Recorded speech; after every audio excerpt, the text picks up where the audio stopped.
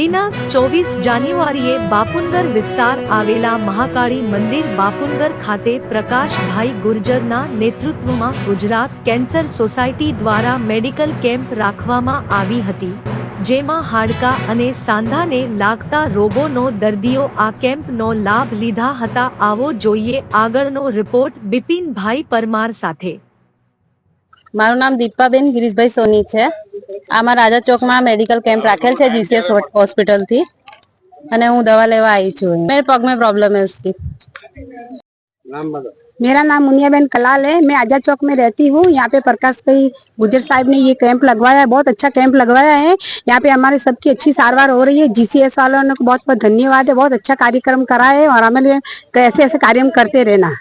आपका नाम क्या है? शांताबेन। आपने दवा ली किस चीज के लिए?